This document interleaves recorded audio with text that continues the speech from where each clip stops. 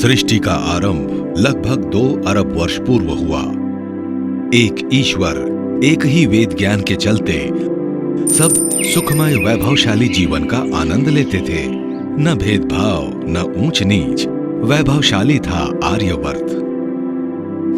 परंतु दुर्भाग्य, महाभारत काल आते आते वेद ज्ञान की अनदेखी और गलत अर्थों के कारण राज सत्ताओं की चाल और चिंतन बदलता चला गया। दयानंद कहते हैं, जब आपस में भाई भाई लड़ते हैं तो तीसरा विदेशी आकर पंच बन बैठता है। यही हुआ भी।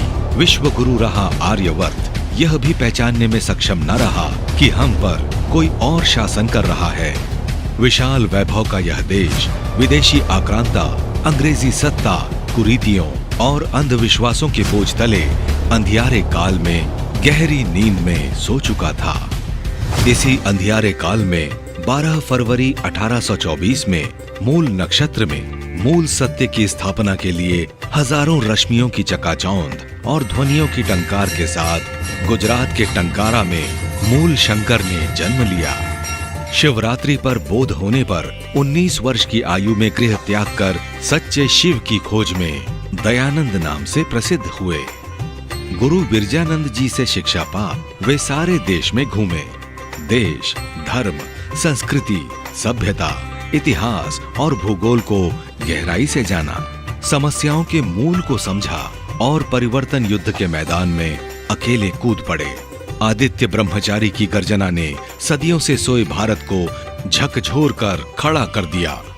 सन 57 के संघर्ष में 2 ही रास्ते थे, परंतु दयानंद की इस हुंकार ने देश की चिंतन धारा ही बदल दी। कोई कितना ही करे, किंतु जो स्वदेशी राज्य होता है वह ही सर्वोपरि, वह उत्तम होता है।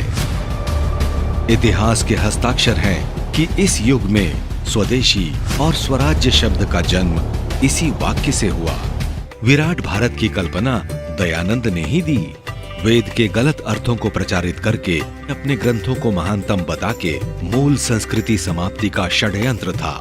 तब दयानंद की ये सिंह गर्जना थी, वेद ही ईश्वरीय ज्ञान है, वेदों की ओर लौटो।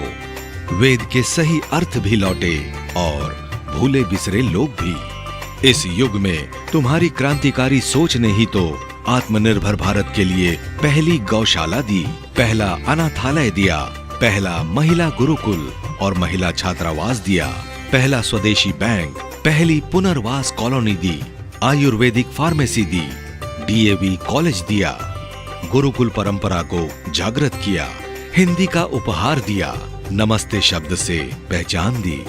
तुम्हारी सोच ने ही डोला पालकी जैसी सैकड़ों प्रथाएं तोड़ी, समुद्र पार जाने का मिथक तोड़ा, विधवाओं को सम्मान दिलाया, महिलाओं को वोट का अधिकार दिलाया, पहली महिला विमान पायलट दी, भगत सिंह, बिस्मिल, लाजपत राय जैसी बलिदान होने वाली सेना दी, तो श्रद्धानंद, श्याम जी, कृष्ण वर्मा जैसे हजारों क्रांतिकारी दिए, मुंशी प्रेमचंद और गुरुदत्त जैसे क्रांतिकारी कलमकार दिए, सैमुअल स्टोक्स को महात्मा सत्यानंद बनाया, तलपड़े जैसी वैज्ञानिक सोच के लोग दिए, जातिवाद तोड़कर आर्य नाम दिया, नया चिंतन, नई सोच दी, सत्यार्थ प्रकाश दिया और अमूल्य उपहार आर्य समाज दिया। ऋषि दयानंद, हम तेरे नतमस्तक हैं, पर हमारी जिम्मेदारी समाप्त नहीं हुई। रोती बिलखती भारत छोड़कर जाने वाली शक्तियां अब भी छुपे रास्तों से प्रहार के रास्ते खोज रही है। प्रहारों को हमें पहचानना होगा। दयानंद ने अंधकार से निकालकर हमारा आज दिया है, अगली पीढ़ी को हमें बेहतर कल देना है। आंकड़ों से हमें समझना भी है, संभलना भी है। मजबूत परिवार, मजबूत भारत, रिश्ते बचाइए, ऊंच नीच को मिटाकर गले लगाइए। प्राकृतिक कृषि से बनेंगे किसान राजाओं के राजा। नशा मुक्त युवा ही है भारत का भविष्य। नशा भगाइए, यौवन बचाइए। आओ दयानंद के चिंतन दर्शन और चुनौतियों का सामना करने के संकल्प को दोहराएं। घर घर, खेत खलिहान तक जाएं। यह राष्ट्र विश्व को राह दिखा पाए, आज यही संकल्प है।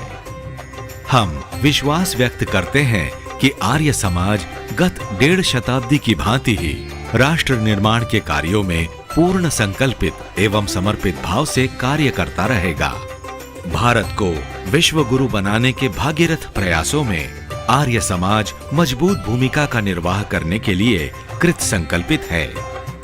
आज आर्य समाज की विश्व के 5 महाद्वीपों में विस्तारित 10,000 से अधिक इकाइयां सेवा, शिक्षा, संस्कार और अन्य मानव उपयोगी कार्यकलापों में पूर्ण रूप से संलग्न है और महर्षि दयानंद के दिखाए मार्ग पर चलकर कृणवंतो विश्वमार्यम के लक्ष्य की ओर आगे बढ़ रही हैं।